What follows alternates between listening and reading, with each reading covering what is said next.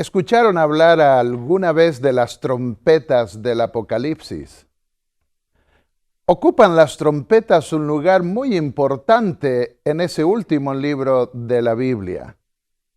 Y sin embargo, muchos ni conocen el contenido de esas trompetas, qué significan, qué propósito tienen.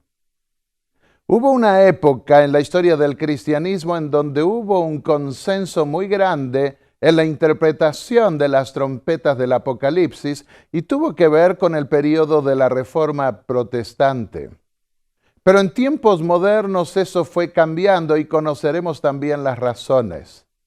Vamos a estudiar en detalle estas trompetas. Ocupan varios capítulos del Apocalipsis, los capítulos 8, 9, 10 y la última parte del capítulo 11. De manera que es un tema sumamente relevante y que hoy adquiere también importancia. El tema que vamos a considerar a continuación es ¿qué lugar ocupan las trompetas en el Apocalipsis?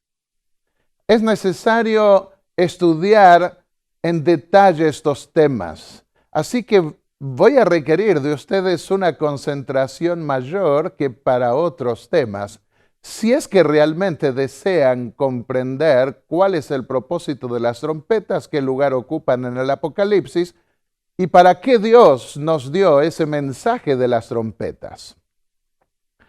Comencemos analizando la estructura literaria o por así decir, toda la primera parte del Apocalipsis en conexión con el templo del nuevo pacto, el del cielo.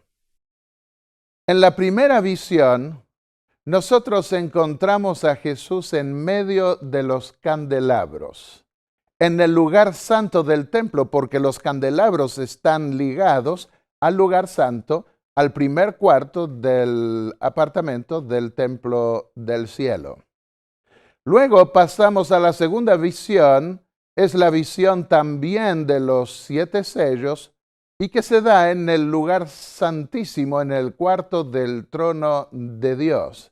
Y entonces pasamos a las 7 trompetas en el Apocalipsis. En la primera visión, Juan ve al concluir el primer siglo a Jesús en el lugar santo, en el templo del cielo, en el lugar santo de ese templo, en medio de los candelabros, velando para que la fe de la iglesia, la luz que irradia la iglesia, no se desvanezca, no se pierda. En esos mensajes a las iglesias de Asia, nosotros vemos que el propósito de esos mensajes es prepararlas para el juicio que va a comenzar a revelarse en el siguiente capítulo. Y amonesta a cada uno a vencer, porque la posibilidad de vencer y obtener la vida eterna está al alcance de todos aquellos que realmente quieran de corazón la vida eterna. La segunda visión que aparece en Apocalipsis 4 y 5 muestra al Cordero ante la corte del cielo, ante el tribunal de Dios. El Cordero viene a la corte para abrir el libro de la herencia que contiene 7 sellos. La puerta está abierta, la puerta del lugar santo al Santísimo, y por eso se ve un candelabro delante del trono. Hay 2 eventos clave en el plan de salvación. Tenemos que considerarlos, tenerlos en mente para poder entender la dimensión apocalíptica que estamos considerando. Desde la inauguración del templo, Jesús se sentó en un reino sacerdotal según el orden de Melquisedec. Y tenía que ver con un trono de gracia. Hebreos 4:16. Acercaos pues confiadamente al trono de la gracia, dice el apóstol. Porque ese trono está a nuestro alcance, está hecho para socorrer a los que claman a Dios por liberación del pecado, por liberación de tantas cosas que puedan ocurrir en este mundo. Pero desde el fin del juicio nosotros encontramos que habría un segundo reino y es un reino real, no ligado ya a un reino sacerdotal. Y estaba representado por David, no por Melquisedec ni por Aarón.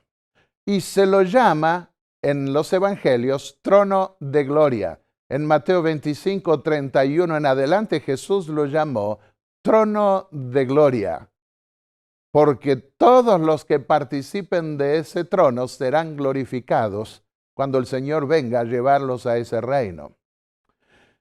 Veamos ahora la visión de Apocalipsis 4 y 5 cuando el Cordero comparece delante del trono y hay un libro escrito por dentro y por fuera que tiene el Padre en su mano derecha. ¿Cuál escena se retrata en esa visión? ¿Qué escena se retrata en la visión central del Apocalipsis? Como muchos creen y este servidor también lo cree, esa es la visión central del Apocalipsis. Se trata de una escena inaugural que ocurrió en el año 31 o de una escena final. Si la visión central proyecta un concilio inaugural, los sellos y las trompetas son un desarrollo de los eventos futuros desde los días del apóstol Juan. Así lo han considerado muchos. Sin embargo, si la visión central revela el juicio final, los sellos y las trompetas son una revisión final de lo que ocurrió desde los días del apóstol hasta el fin del mundo.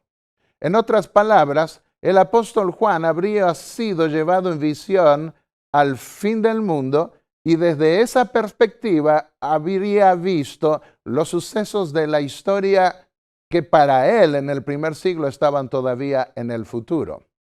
Juan recibió las visiones del Apocalipsis al final del primer siglo. La entronización de Jesús en un reino sacerdotal, como un segundo Melquisedec, tuvo lugar en la primera mitad del primer siglo.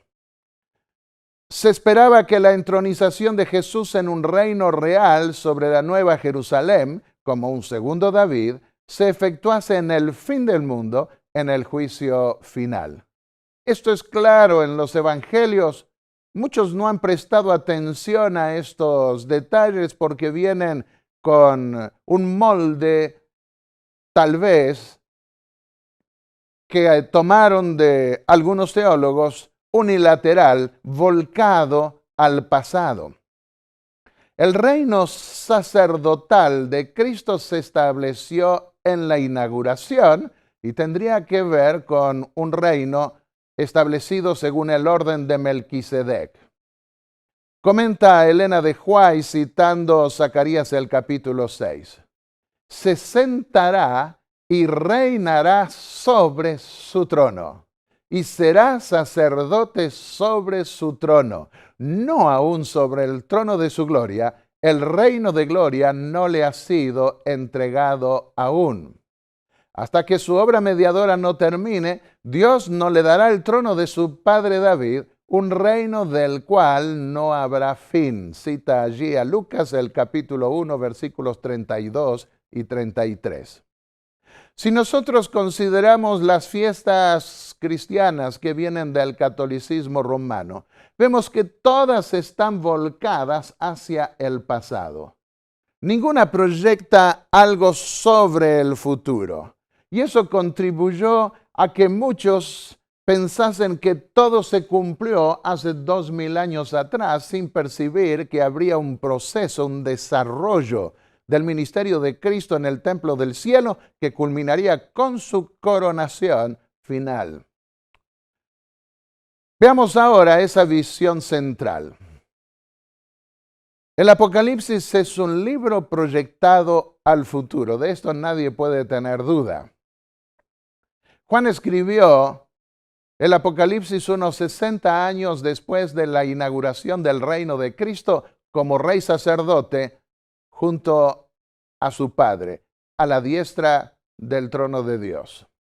Apocalipsis 1, versículos 1 y 3 comienza diciendo: la revelación de Jesucristo que Dios le dio para mostrar a sus siervos las cosas que deben suceder pronto, enfocado al futuro, porque el tiempo está cerca. Juan fue llevado en un día del Señor a ver los sucesos que se darían en la historia cristiana, pero cómo se los vería desde la perspectiva del cielo. Desde la perspectiva del tiempo del fin al cual Juan fue tomado en visión, se pueden entender varias declaraciones del apóstol.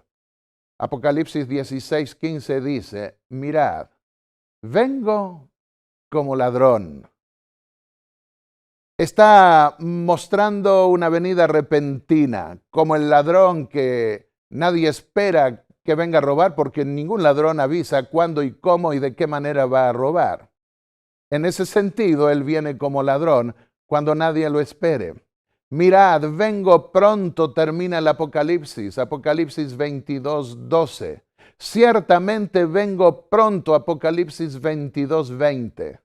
Hay un sentido de urgencia, porque por otro lado, la distancia que hay de nosotros, de la recompensa final, es la distancia que hay entre este momento y nuestro deceso. Porque los muertos nada saben, dice la Biblia, y desde que morimos hasta la venida del Señor podrán pasar 20 años, 100 años, en el caso de los apóstoles casi 2000 años, y cuando se despierten no se habrán imaginado cuánto tiempo pasó, como ocurre cuando uno duerme y a la mañana no puede calcular lo largo del día a menos que mire el reloj. Un evento futuro. Apocalipsis 1:7 pone los ojos de entrada, los ojos de los cristianos, de los creyentes en el futuro. Mirad que vienen las nubes y todo ojo lo verá, aun los que lo traspasaron, y harán lamentación por él todas las tribus de la tierra. Mirad, vienen las nubes. La vista de los creyentes debía ser puesta en la segunda venida de Cristo. Esa era la expectación que quedaba, porque la primera venida formaba parte de la expectación de los antiguos judíos del pueblo de Dios que esperaba la venida del Mesías, de un Redentor. Pero eso ahora se había cumplido y al final del primer siglo Juan proyecta la segunda venida de Cristo, esa expectación que debía permanecer vívida en cada uno de aquellos que aceptasen al Señor. En segundo lugar, debemos preguntarnos qué puerta se abre en la segunda visión, en esa visión central.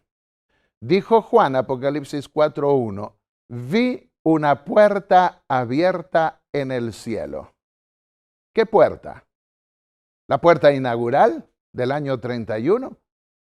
¿O la puerta final que debía darse hacia el final de la dispensación cristiana? Si se trataba de una puerta inaugural, entonces tendríamos que pensar que esa visión representa un pasado pentecostal, cuando Jesús fue entronizado a la diestra de Dios. Pero si se trataba del final, entonces tendríamos que ver en esa visión un día de la expiación, equivalente al momento en que el sumo sacerdote abría la puerta al lugar santísimo.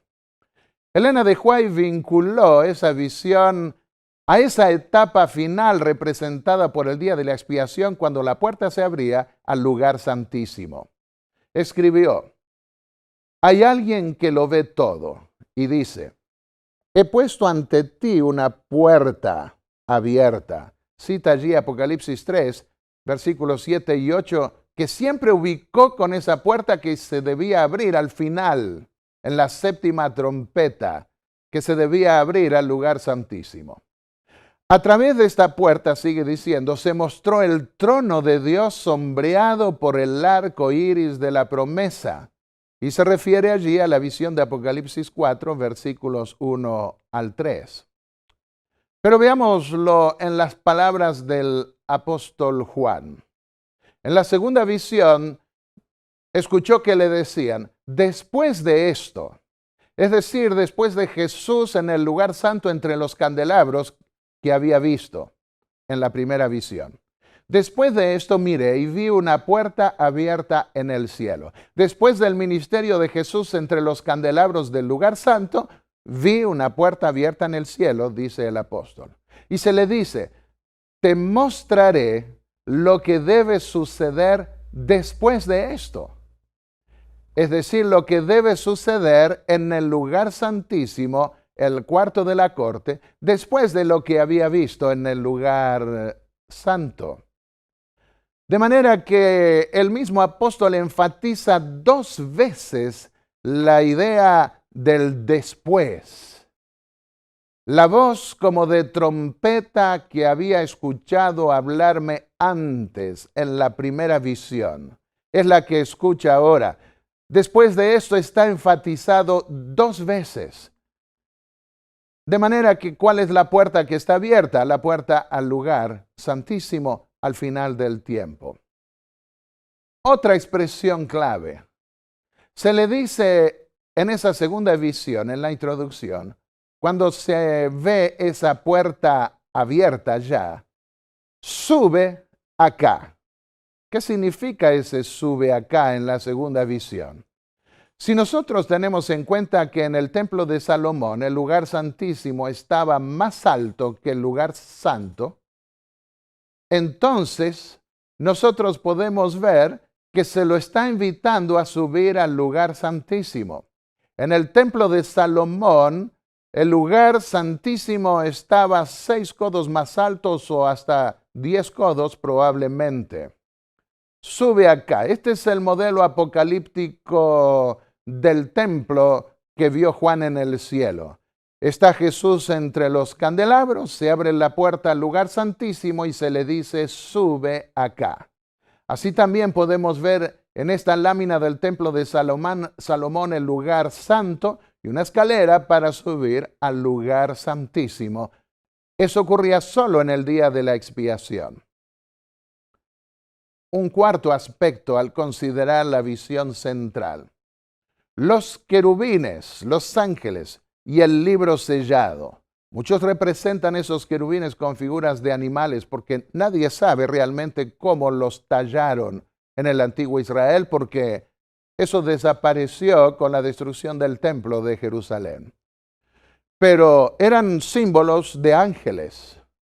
Y el libro sellado, ¿cómo entenderlos? ¿Dónde ubicar los 4 querubines y el libro de la ley o pacto o testimonio?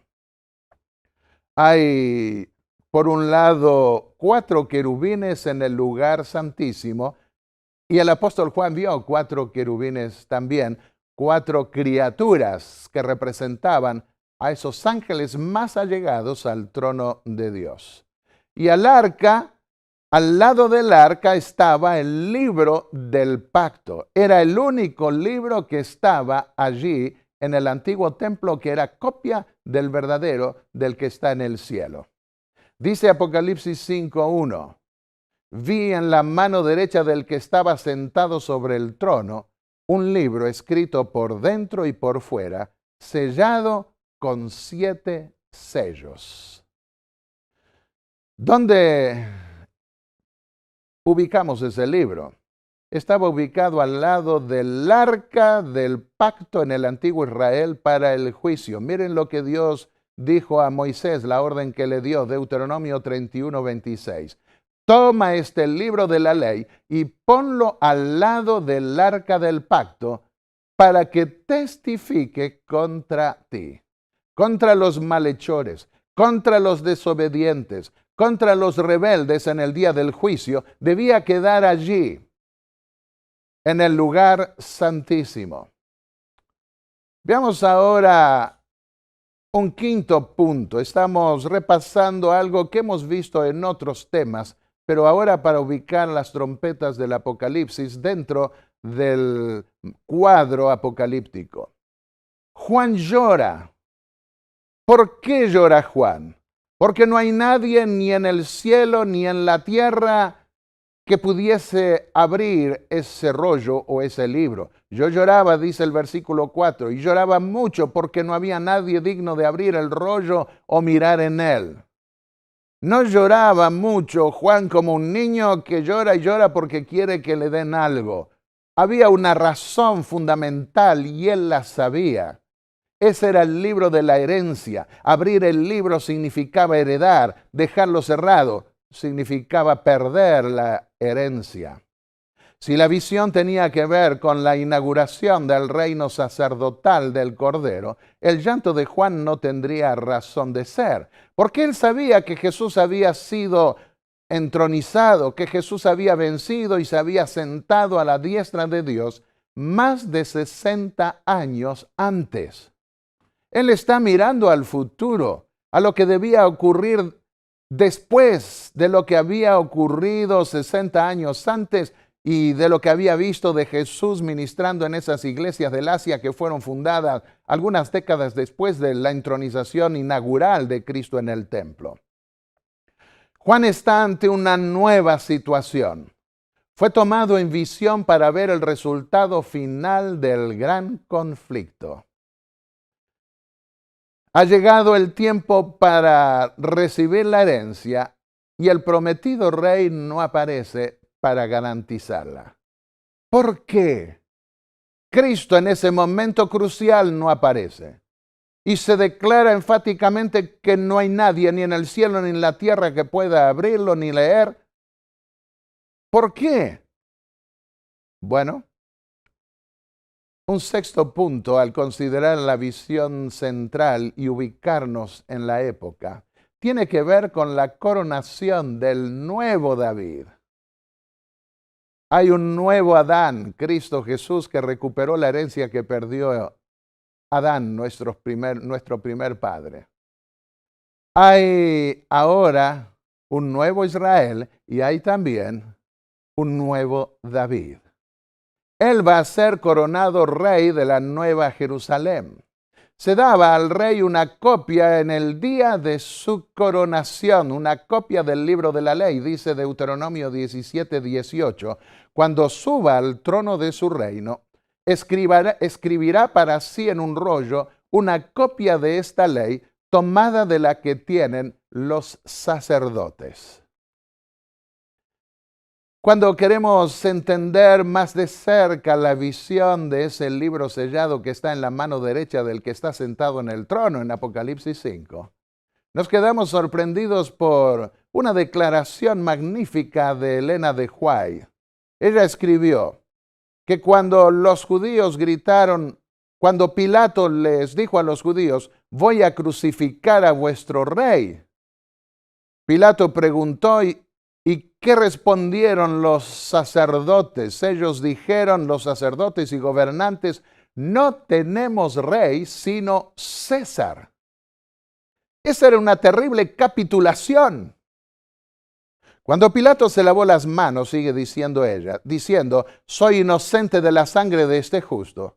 Los sacerdotes se unieron con la turba ignorante declarando apasionadamente, su sangre sea sobre nosotros y sobre nuestros hijos. Mateo 27, versículos 24 y 25. Y entonces declara, su decisión fue registrada en el libro que Juan vio en la mano del que estaba sentado sobre el trono, el libro que ningún hombre podía abrir. En toda su vindicación, esta decisión aparecerá el día en que este libro sea desellado por el león de la tribu de Judá.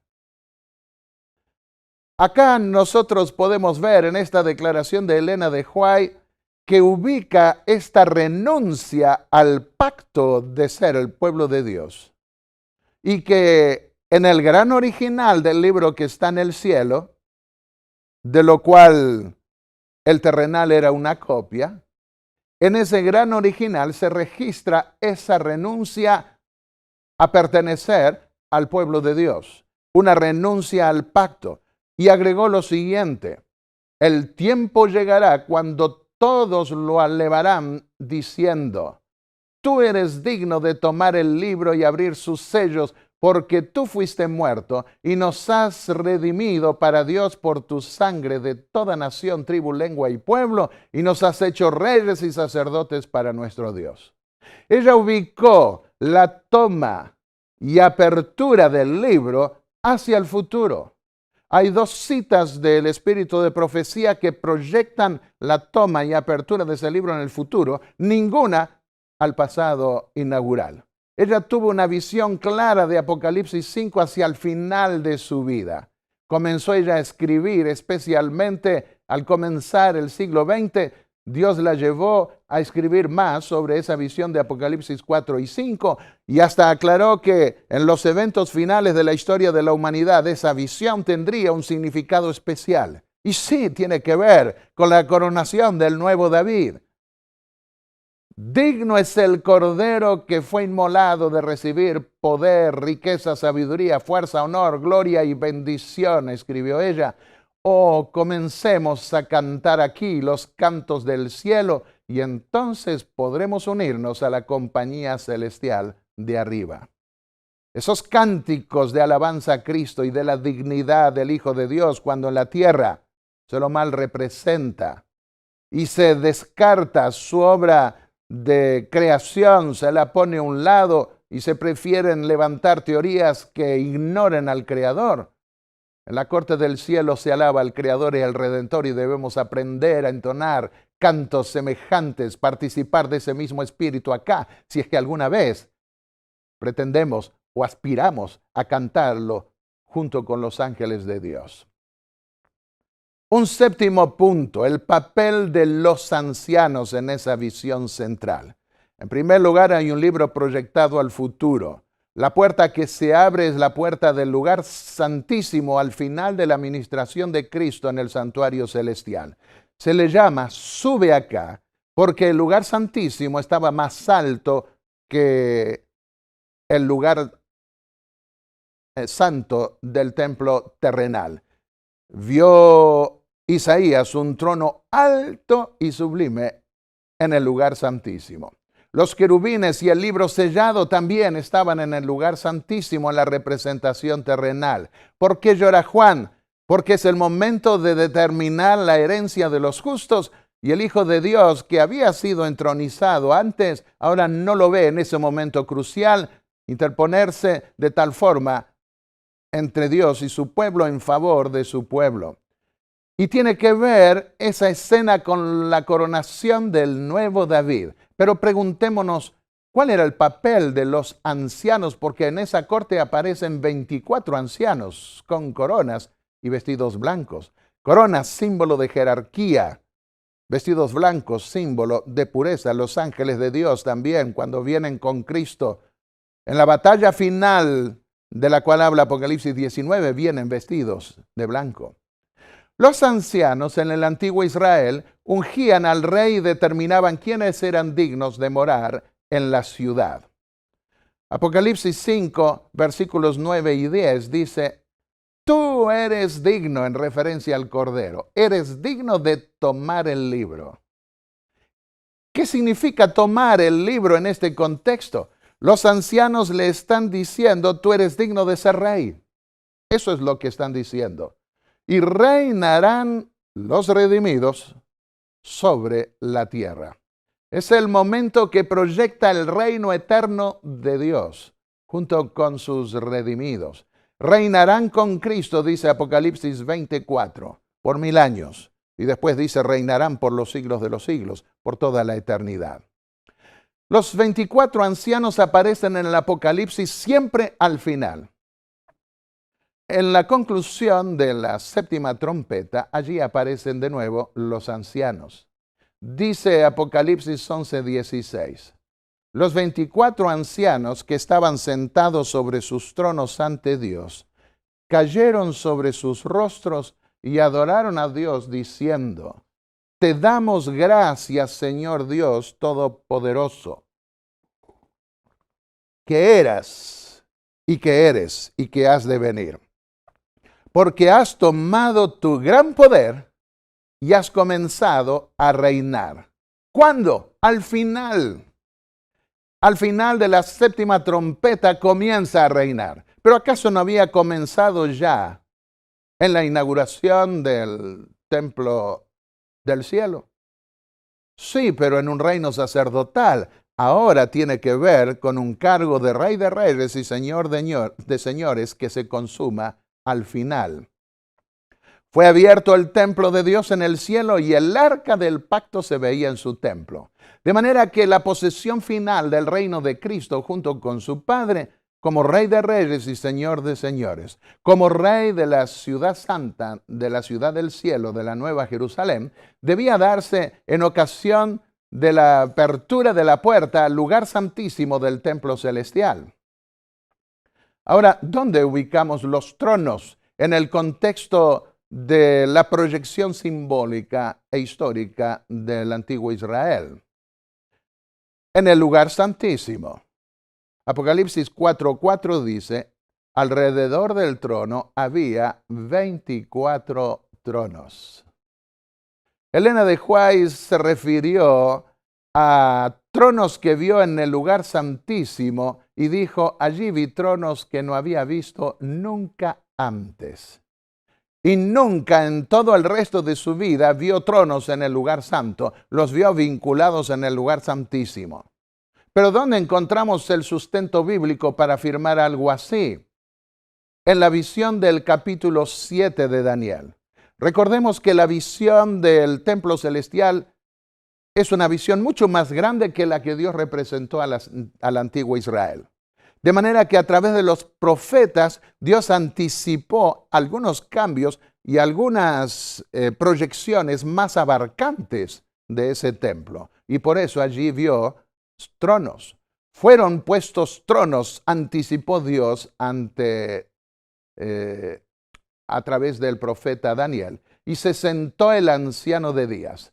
El tribunal se sentó en juicio y los libros fueron abiertos. Esta es una visión de juicio imposible de negar. Y acá nosotros vemos que está proyectado al final. Y pasamos a lo que dice los versículos 13 y 14. Y dice Daniel, vi que en las nubes del cielo venía uno semejante al Hijo del Hombre, y vino al anciano de días y fue traído delante de él. Y le fue dado dominio, gloria, reino, para que todos los pueblos, naciones y lenguas les sirvan. Así que los tronos están en el lugar santísimo. Hay movimiento de tronos. Al final, cuando llega la corte del juicio, el Padre es llevado en un trono móvil al lugar santísimo y luego se trae al Hijo, se trasladan ambos al lugar santísimo, donde hay 24 tronos que tienen el propósito de coronar a Cristo como Rey, así como los ancianos en la antigüedad ungían a sus reyes en el momento en que subían o ascendían al trono. Y dice Daniel 7:14, su dominio es un dominio eterno que no pasará y su reino nunca será destruido. Esa es la segunda expectación. La primera ya se cumplió. Jesús fue hecho sumo sacerdote según el orden de Melquisedec, quien era rey y sacerdote al mismo tiempo. Pero ahora dejará de ser sacerdote y pasará a ser rey, rey de reyes y señor de señores, y reinará para siempre jamás. Se le dará un dominio que nunca pasará. Un noveno punto. La estructura literaria. ¿Cómo ubicamos las trompetas del Apocalipsis dentro de la estructura literaria del Apocalipsis? Al fin de cada visión séptuple aparecen relámpagos, voces, truenos, un terremoto y grande granizo. Expresado en órdenes diferentes, pero eso es lo que sucede al final de cada séptuple visión. Y todas esas cosas provienen del trono en el lugar santísimo. Cuando vamos al Antiguo Testamento encontramos que estas manifestaciones de la gloria de Dios, del poder de Dios, se dan en contextos de juicio a las naciones o a imperios. En el caso de Amós, el capítulo 1 y el versículo 2 dice, el Señor ruge desde Sión y truena desde Jerusalén. Tronos, voces, dice el Apocalipsis. En Jerusalén estaba el trono de Dios. ¿En qué lugar de Jerusalén? En el templo, en el lugar santísimo. En el libro de Joel, capítulo 3, 16, dice, el Señor rugirá desde Sión y tronará desde Jerusalén. La tierra y el cielo temblarán. Pero el Señor será un refugio para su pueblo en esa crisis final. Queridos amigos, si nosotros nos sinceramos delante de Dios y nos disponemos a cumplir con su voluntad, podemos estar en paz y en el momento de prueba, el Señor será un refugio para cada uno de nosotros. Cuando vamos a Jeremías, el capítulo 25, los versículos 30 y 31, vuelve a decir el profeta, el Señor rugirá desde lo alto, tronará desde su santa morada y rugirá poderosamente contra su tierra. Un juicio contra su pueblo en este caso. Desde su santa morada, dice allí, desde lo alto. El lugar santísimo era el lugar más alto del monte Moria. Y entonces dice, Él traerá juicio a toda la humanidad y pondrá a los malos bajo la espada. Vamos a la epístola a los Hebreos, el capítulo 12 y el versículo 26. En aquel tiempo, dice el apóstol Pablo, su voz sacudió la tierra. Se refiere a la montaña del Sinaí. Pero ahora, agregó, ha prometido, una vez más, y sacudiré no solo la tierra, sino también el cielo. Ante la voz poderosa del Eterno, temblará hasta el mismo cielo. Y esos temblores o esos relámpagos, voces y truenos provienen del trono del juicio en el lugar santísimo. Nosotros podemos verlo esto representado hasta con una visión del trono y la apertura al lugar santo, como ocurría en el día de la expiación, representado en el Apocalipsis. Comencemos de atrás para adelante, de la séptima plaga, no de la séptima iglesia con la cual comienza el Apocalipsis en la primera visión. En la séptima plaga, Juan escucha una gran voz que ¿de dónde viene? Del trono. Estamos en el mismo fin del mundo. Estamos en el lugar santísimo. ¿Y qué dice? Hecho está. Entonces vinieron relámpagos, voces, truenos y un gran terremoto. Y se terminan las plagas. Y en este caso, se termina el mundo. Viene el Señor desde lo alto, hace juicio, destruye el mundo y se lleva a sus redimidos a la ciudad celestial. Vayamos a la séptima trompeta. El arca está en el lugar santísimo y dice, salían de allí relámpagos, voces, truenos, un terremoto y grande granizo. La última plaga estará constituida por la caída de granizo. Así que vemos que en la conclusión de cada séptuple visión, nosotros vemos esos relámpagos que nos ayudan a ubicarnos en el contexto apocalíptico. Vamos al séptimo sello.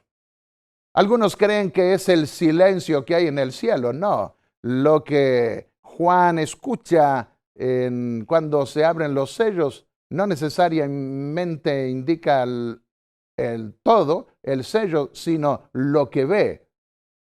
Y dice, ante el trono, sobre la tierra, había truenos, voces, relámpagos y un terremoto. Y el altar del incienso estaba delante del trono de Dios. La puerta, sin duda, abierta al lugar santísimo. La séptima iglesia. La séptima iglesia es la iglesia que vive en la época del juicio, en la época de la puerta abierta, y por eso la Odisea se llama juicio del pueblo. Ese es su significado. Del trono salían relámpagos, voces y truenos, dice allí.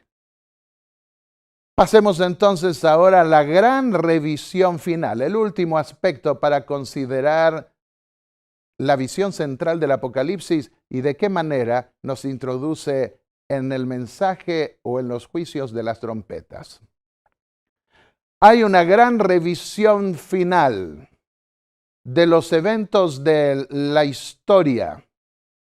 Aquí nosotros vemos en este cuadro, en este gráfico que preparé, que en la primera visión aparecen candelabros y concluye con la visión del trono, con relámpagos, truenos, voces y un terremoto. O en este caso se refiere solo a los truenos y relámpagos en el cielo y no se menciona terremotos, pero eso se verá después en la conclusión de las otras visiones. Porque al fin del mundo iba a temblar no solamente la tierra, sino también el cielo. Y comienza en el cielo con la voz del Eterno, que luego se transmite a la tierra. Luego ve el altar del lugar santo en el quinto sello y en el séptimo sello ve el altar frente al trono y concluye diciendo, y hubo relámpagos, voces, truenos, un terremoto, etc.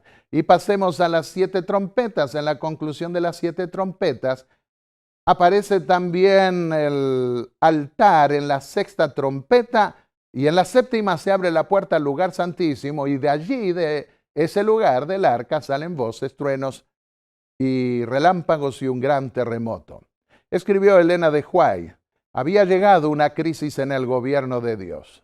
La tierra estaba llena de transgresión. Las voces de los que habían sido sacrificados a la envidia y odio humanos estaban clamando bajo el altar por retribución. Todo el cielo estaba preparado para ponerse en marcha a favor de los elegidos.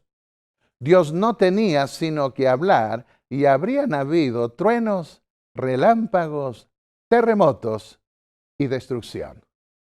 Vemos que Elena de White, al unísono con el Apocalipsis, proyecta los truenos, los relámpagos hacia el final. Y ella se expresó de esa época final y habló cuando la gran revisión tenga lugar. Un juicio es para revisar el pasado, no para proyectar cosas futuras. Se puede proyectar, sí, pero en base a una revisión. Hay una revisión judiciaria de la estampa dejada por los que invocaron el pacto a lo largo de los siglos. Eso se ve en los sellos que rompe el Cordero al final. Se evocan los sellos al final ante el trono de Dios en la corte celestial. Dice Apocalipsis 6, versículos 9 al 11. Y se les dio a cada uno de los mártires que habían muerto una ropa blanca, y se les dijo que descansen un poco más, hasta que se completase el número de sus hermanos y siervos que también serían muertos como ellos lo habían sido. Así que debían descansar en la tumba, en el sueño de la muerte. Jesús habló de la muerte como un sueño, hasta que se completase esa generación. Pero mientras tanto, les dan ropas blancas, dice, clamaban a gran voz, ¿hasta cuándo no juzgas y vengas nuestra sangre de los habitantes de la tierra? Está refiriéndose a los mártires de la Edad Media que murieron injustamente y que esperan la venida del juicio.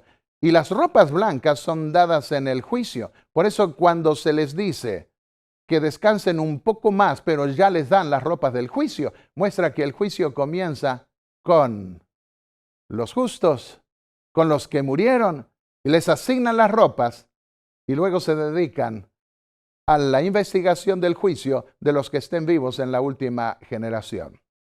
Caminarán, dijo Jesús, conmigo en ropas blancas porque son dignos. En Apocalipsis 3, versículos 4 al 5 dice, el que venza será vestido de ropas blancas y no borraré su nombre del libro de la vida. Confesaré su nombre ante mi Padre y ante sus ángeles. Hay unas ropas que se darán a los redimidos al final del juicio. Hoy tenemos ropas que debemos lavar en la sangre del Cordero y que las recibimos, esa justicia de Cristo representada por las ropas, las recibimos cuando aceptamos a Cristo y somos bautizados. Pero las ensuciamos mientras nos preparamos para el cielo y tenemos la opción de lavarlas otra vez en la sangre del Cordero. Pero se nos darán las ropas definitivas como a los muertos en Cristo. Como dice Hebreos 9:27, está establecido que los hombres mueran una vez y después de esto el juicio. Y acá se ve en el quinto sello que se le entregan las ropas a los que murieron como mártires y mientras descansan todavía en la tumba, esperando la vindicación final de los redimidos en la segunda venida de Cristo. Se evocan las trompetas al final ante el trono de Dios. Eso se ve, así como los sellos, se lo ve también en relación con las trompetas.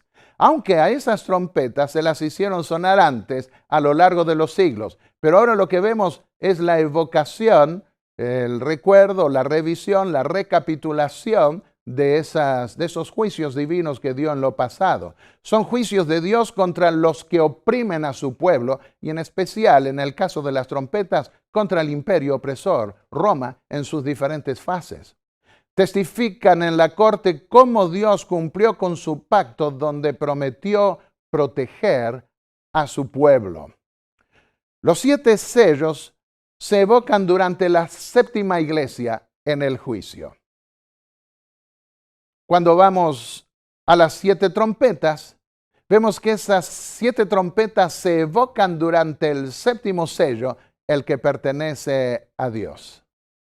Y la séptima trompeta proyecta las 7 plagas de la ira de Dios. Porque en la séptima trompeta se da la ira de Dios con la confrontación con la ira de las naciones y la manifestación de la ira final de Dios se consuma en las 7 postreras plagas. Veamos los mensajes a las iglesias. Lo que Jesús requiere para vencer está allí escrito en forma sencilla y resumida.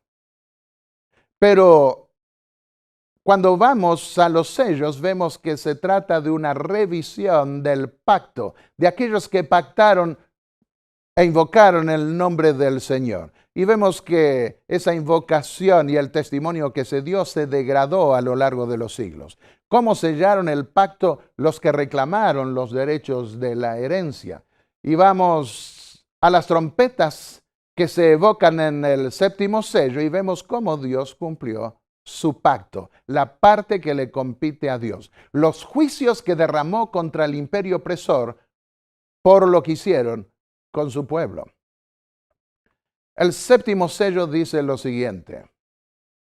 Cuando el Cordero abrió el séptimo sello, hubo silencio en el cielo por media hora.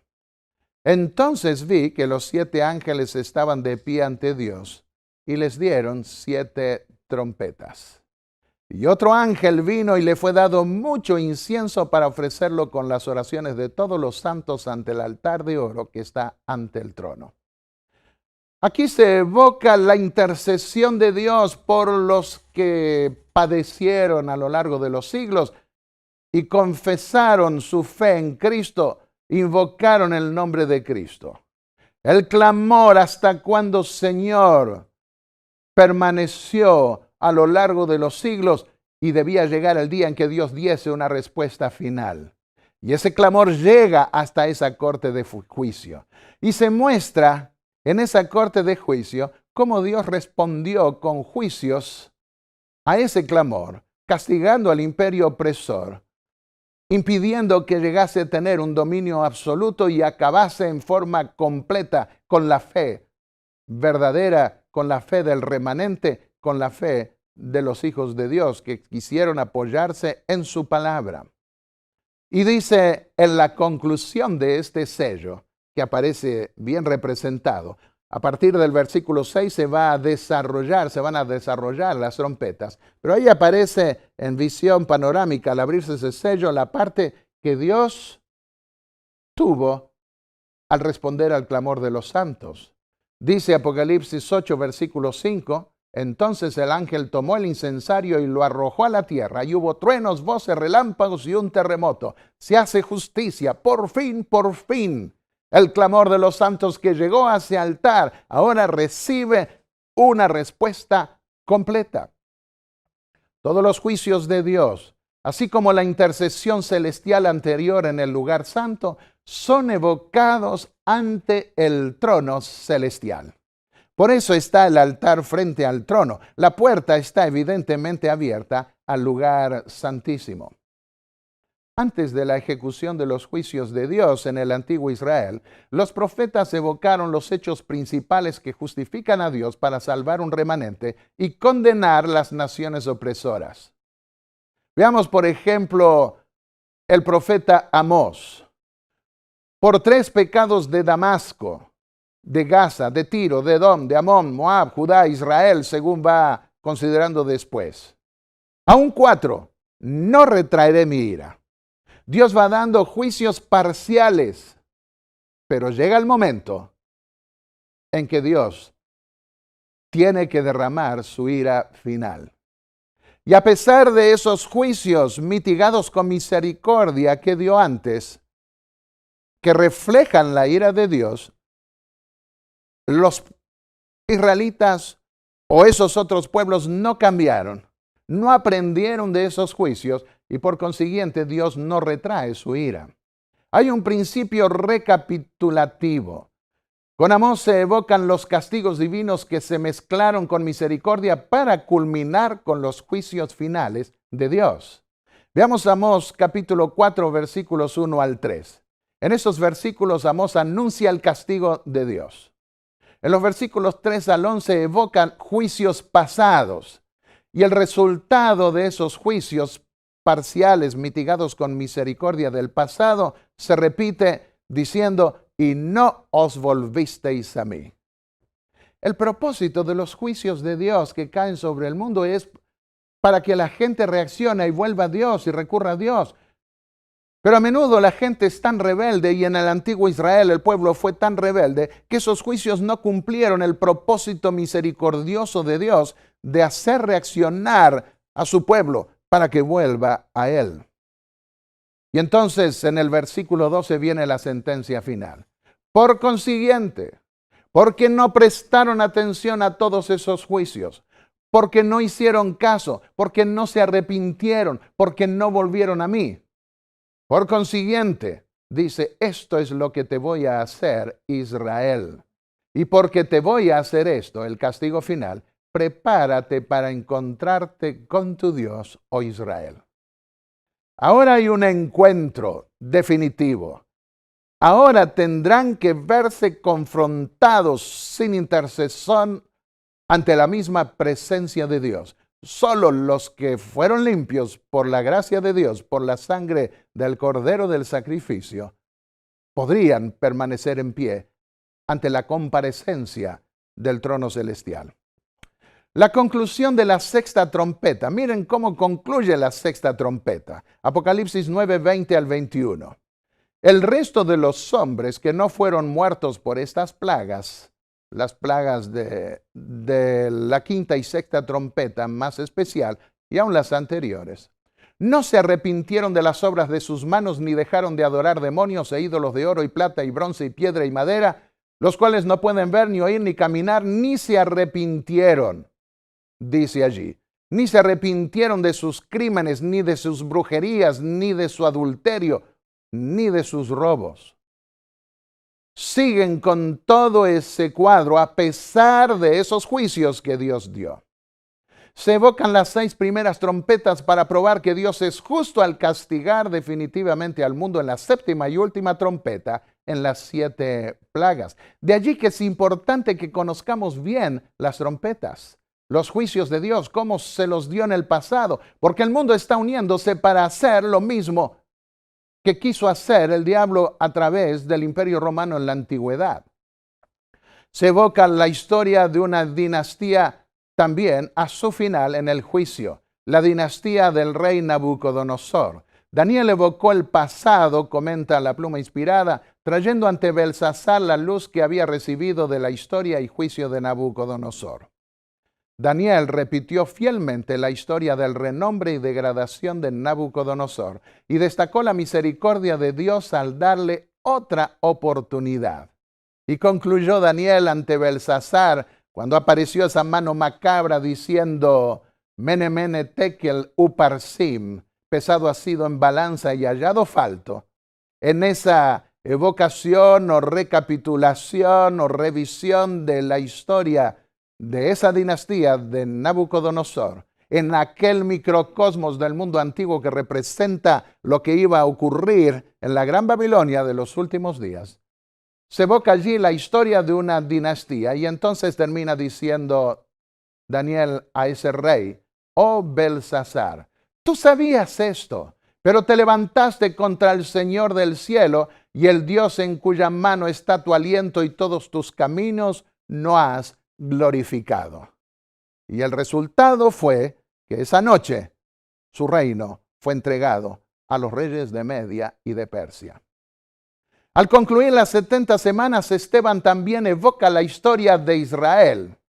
Delante de los que iban a apedrearlo, y allí esas 70 semanas habían sido cortadas de los 2300 años y al mismo tiempo determinadas para el pueblo judío. Y ahora allí, antes que lo apedrearan, Esteban evoca la historia del pueblo de Israel. Vayamos al juicio postmilenial. Dice en el libro Conflicto de los Siglos, Elena de White: como en visión panorámica, al final en ese juicio, aparecen las escenas de la tentación y caída de Adán y las fases sucesivas del gran plan de redención. Todo está representado a lo vivo, como en visión panorámica. Todos los impíos del mundo están de pie ante el tribunal de Dios, acusados de alta traición contra el gobierno del cielo. Ellos ven exactamente dónde sus pies se apartaron de la senda de la pureza. Todo aparece como si estuviera escrito en letras de fuego. Vemos que hay una recapitulación, una revisión de los hechos sobresalientes de la historia, de los que pactan con Dios en los sellos, de los juicios de Dios en el caso de las trompetas, y al final de la acción de la humanidad, antes que reciban su castigo final, cada uno podrá reconocer la justicia de Dios. ¿Por qué es necesario que al final haya una gran revisión de lo que Dios y los hombres hicieron en esta creación? Porque Dios es el creador y el universo debe entender que Dios no tuvo nada que ver con la introducción del pecado. Y por eso el Apocalipsis culmina con los hosanas, alabanzas, alegrías, las aclamaciones a Dios por asumir el reino y por su justicia. La estabilidad y la felicidad del universo entero dependen de la capacidad de Dios para demostrar que es justo. Por eso hay varias expresiones que encontramos en la Biblia que nos muestran que eso hará el Señor al final para bien de todo el universo y para seguridad eterna de todas las criaturas que Él creó. Porque debe destruirse el mal para siempre. Eso no es posible a menos que todas las criaturas, tanto en el cielo como en la tierra, puedan ver el verdadero carácter de los rebeldes en contraste con el carácter de amor de Dios. Dice Romanos 3:19, para que toda boca se cierre y todo el mundo quede bajo el juicio de Dios. Y eso pasará con los rebeldes. Todas tus obras te alabarán, oh Señor, y todos tus santos te bendecirán. Salmos 145:10. Vamos a Apocalipsis y encontramos el mismo lenguaje vindicatorio del carácter de Dios. Apocalipsis 15, versículos 3 y 4. Grandes y maravillosas son tus obras, oh Señor, Dios Todopoderoso. Justos y verdaderos son tus caminos, oh Rey de las naciones. ¿Quién no te temerá, oh Señor, y glorificará tu nombre? Porque solo tú eres santo. Todas las naciones vendrán y te adorarán, porque tus actos justos han sido revelados. Queridos amigos, al considerar en los siguientes temas el propósito de los juicios de Dios mediante trompetas. Recordemos que ese propósito es vindicar el carácter de Dios. Y Dios cumple con sus promesas. Y Él busca proteger a su pueblo y lo protegió a lo largo de los siglos. Y aun aquellos que cayeron como mártires les dará la recompensa de la vida eterna y alabarán al Señor de los siglos por toda la eternidad. Quiero preguntarte ahora, ¿quieres tú también participar de esa alabanza que vindicará a Dios? En lugar de maldecir a Dios como hacen muchos cuando no llueve, cuando hay catástrofes, cuando hay violencia, como si Dios fuera responsable.